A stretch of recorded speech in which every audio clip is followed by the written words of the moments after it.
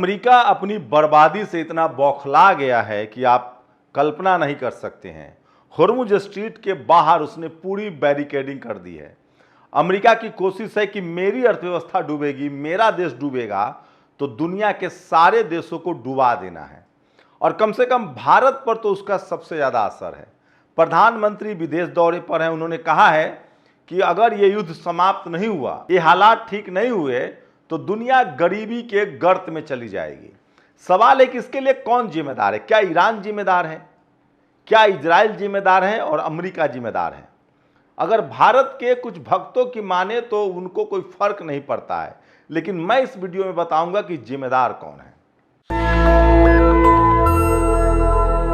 जो भारत में हर आर्थिक हालत खराब है, पेट्रोल पंप पर लाइन लग रहे हैं, लोगों को तेल नहीं मिल रहा है, गैस नहीं मिल रहा है, हमें विदेश नहीं जाना है, हमें तेल नहीं खाना है, महंगाई सवाब पर है, बेरोजगारी चरम पर है, लेकिन देश में सांप्रदायिक दंगे बढ़ रहे हैं। कौन है लोग इनके पीछे, ये भी बताऊंगा।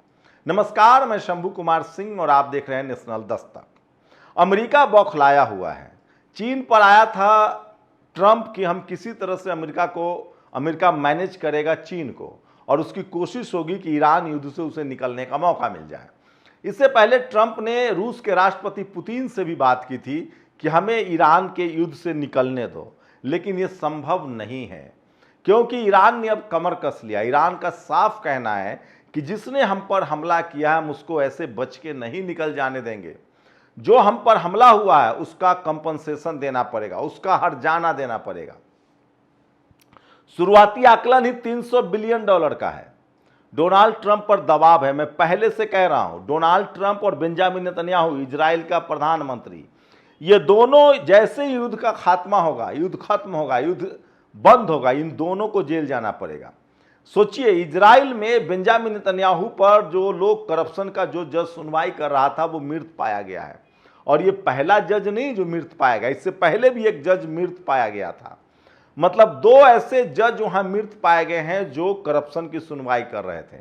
बेंजामिन नेतन्याहू सिर्फ इसलिए युद्ध को देश को युद्ध में झोंके हुए है क्योंकि उसे पता है कि भ्रष्टाचार का उस पर आरोप है। उसकी पत्नी, बेटी और वो खुद, ये तीनों जेल में जाएंगे। और इजराइल के लोग पढ़े लिखे हैं, समझदार हैं, वो मजबूरी है, संविधान से बंधे हुए हैं, वो सेना का सम्मान करते हैं, अपने ही देश का। दुनिया का हर देश अपनी सेना का सम्मान करता है। उसे पता है कि हमारी सेना युद्ध लड़ रही है और इसलिए हम अभी कुछ नहीं बोल सकते हैं, चुप हैं। उसके बावजूद गाहे बगाए वहां प्रदर्शन होता रहता है। ठीक यही बात अमेरिका में लागू होता है। डोनाल्ड ट्रंप का एप्स्टीन फाइल में नाम है, और जैसे ही अमेरिका युद्ध से निकलेगा उसके खिलाफ बड़ी कार्रवाई होगी और उसे भी जेल जाना पड़ेगा। और इसी वजह से अमेरिका चाहता है कि किसी कीमत पर यह युद्ध खत्म ना हो। अब अमेरिका की कोशिश क्या है? अमेरिका चाह रहा था कि ईरान पर वो हमला करेगा और कब्जा कर लेगा। उसे लगता था कि 45 साल के प्रतिबंध झेलते झेलते ईरान कमजोर हो गया होगा, लेकिन उसे नहीं पता था कि ईरान ने 45 सालों में इतनी बड़ी तैयारी की है। सोचिए, ईरान में 95% लोग पीएचडी करने को ही शिक्षा मानते हैं। ईरान में इतना एजुकेशन टॉप क्लास का है, mathematics, science, chemistry, physics, thermodynamics, ये पढ़ते हैं, क्वांटम फिजिक्स। दुनिया भर के देशों को बताया गया कि अरे वहां तो धार्मिक कट्टरता है, महिलाओं को पढ़ने का अधिकार नहीं। अब सच सामने आ रहा है कि 10 लाख महिलाएं सिर्फ वैज्ञानिक हैं। 10 करोड़ की आबादी में 10 लाख महिलाएं वैज्ञानिक हैं। वो घंटों के हिसाब से ड्रोन और मिसाइल कस बना देते हैं। यही अमेरिका को भारी पड़ रहा है। इस युद्ध में अमेरिका के लगभग 45 बड़े जेट गिराए गए हैं। युद्ध में उसके जेट गिरे हैं। वो सारे जेट जिसके गुमान पर अमेरिका सुपर पावर बनता था, उसके 16 युद्धपोत जो हैं वो डूबे हैं। उसके 116 सैनिक अड्डे तबाह हुए हैं। ये सारे रिपोर्ट्स जो हैं वो अमेरिका की तरफ से आए हैं। अब सोचिए ईरान की ताकत का अंदाजा। इसी के बाद ईरान ने तय किया कि अब हम इस युद्ध से बाहर नहीं आएंगे और हम पर जो हमला हुआ है उसकी भरपाई अमेरिका को करनी होगी।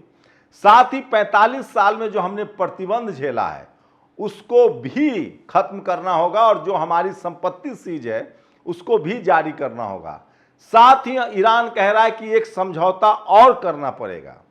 दुनिया के किसी भी देश पर अगर अब अमेरिका हमला करता है तो उसकी पाई पाई भरपाई भी करनी होगी, और उसके लिए रूस और चीन जो है वो अमेरिका से लड़ेगा। इसीलिए अब वियतनाम के मुद्दे पर अमेरिका पीछे हट गया है। ताइवान के मुद्दे पर अमेरिका कह रहा है कि मेरा कोई लेना देना नहीं है। यूक्रेन के मुद्दे पर अमेरिका कह रहा है मेरा कोई लेना देना नहीं है। ताइवान चीन समझे, चीन कब्जा कर ले, उसको कुछ भी कर दे, हम नहीं जाएंगे लड़ने। सोचिए अमेरिका की ये हालत हो गई है।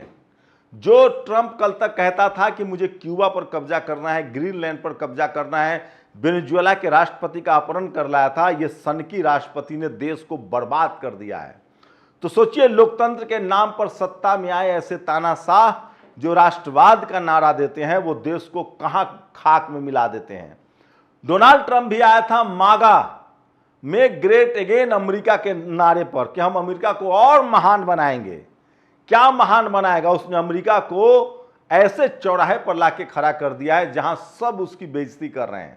अमेरिका जो है वो ईरान से युद्ध हार गया। इटली जिसकी आबादी 6 से 7 करोड़ है, उसने साफ कहा अमेरिका को कि अपनी हद में रहो और हम तुम्हारे लिए नहीं लड़ने जाएंगे। जर्मनी ने उसे कहा कि तुम हद में रहो। फ्रांस ने कहा कि मैं तुम्हारे लिए नहीं लड़ने जाऊंगा। यूरोप के सारे देशों ने अमेरिका का साथ छोड़ दिया। यहां तक कि लैटिन अमेरिकी देशों ने, मैक्सिको ने, ब्राजील ने, सब ने उसका साथ छोड़ दिया। आज के समय में इजराइल भी उसे आंख दिखाता है। इजराइल ब्लैकमेल कर रहा है। दुनिया को पता है कि एप्स्टीन फाइल का जो असली की है, जो मास्टर चाबी है, वो बेंजामिन नेतन्याहू के हाथ में। और इसीलिए डोनाल्ड ट्रंप मजबूर है, कंप्रोमाइज्ड प्रेसिडेंट है, वो इजराइल के इशारे पर नाच रहा है, और जब तक इजराइल उसे कहेगा उसे युद्ध लड़ना होगा। लेकिन दुनिया पर कैसे असर पड़ रहा है वो समझिए। हुर्मुज ईरान ने बंद किया था 28 फरवरी के बाद, ये सच है। वो पहले खुला रास्ता था, ईरान ने बंद किया क्योंकि उसके इलाके में हुर्मुज है, उस पर हमला हुआ था, उसने बंद कर दिया। उसके बाद उसे लगा कि अमेरिका उसे हरा देगा, लेकिन जैसे ही उसने अमेरिका पर जीत हासिल की, अब ईरान का मनोबल 7वें आसमान पर। अब वो कह रहा है कि हमें युद्ध में बहुत नुकसान हुआ, अब तक हमने हुर्मुज को फ्री रखा था, अब हम उन देशों से $2 मिलियन टैक्स लेंगे जो अमेरिका की मदद करते हैं या इजराइल की मदद करते हैं। उसके बाद अमेरिका और इजराइल का एक भी शिप हम नहीं बाहर जाने देंगे तब तक जब तक हमें हर्जाना न मिल जाए और इस युद्ध समाप्ति पर समझौता न हो जाए। सोचिए अमेरिका के पास 6 महीने का स्टोरेज है तेल का, 2 महीने बाद उस पर भी असर दिखना शुरू होगा। लेकिन अमेरिका अब क्या कर रहा है?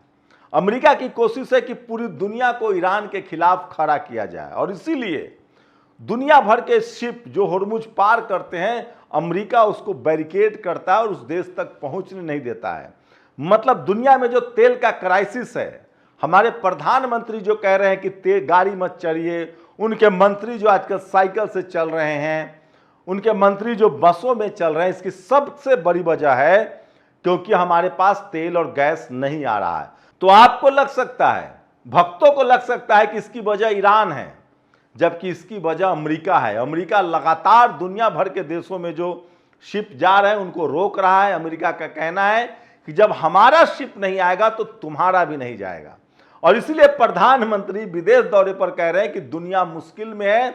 दुनिया मुश्किल में नहीं है, भारत की इकोनॉमी मुश्किल में है। भारत के अडानी ने जो अमेरिका पर जिसमें भ्रष्टाचार का आरोप लगा था, उसने केस लड़ने के बजाय $18 मिलियन लगभग 96,000 करोड़ रुपए अमेरिका को देने का फैसला किया।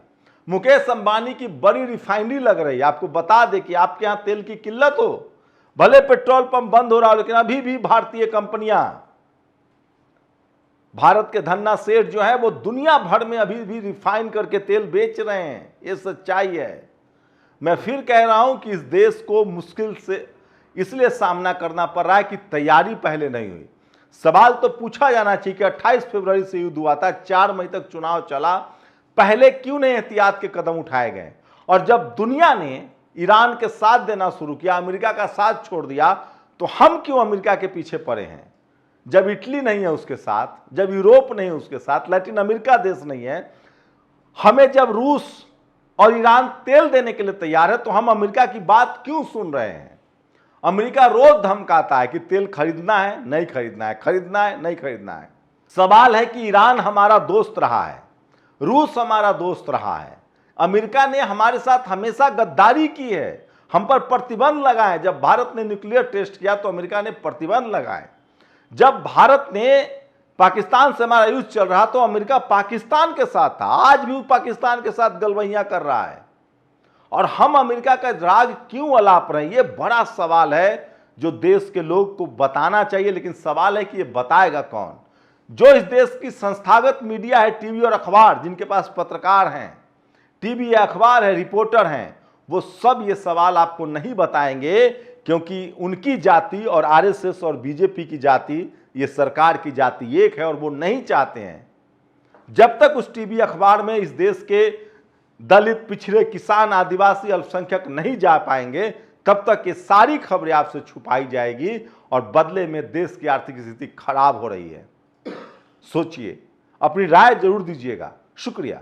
नेशनल दस्तक की आपसे गुजारिश है कि अगर इसको बचाना चाहते हैं तो नेशनल दस्तक को सब्सक्राइब करने के लिए रेड कलर के सब्सक्राइब बटन को दबाएं, फिर बेल आइकन की घंटी दबाएं। नेशनल दस्तक को बचाने के लिए बहुत जरूरी है कि हर खबर को शेयर करें, लाइक करें, कमेंट जरूर करें।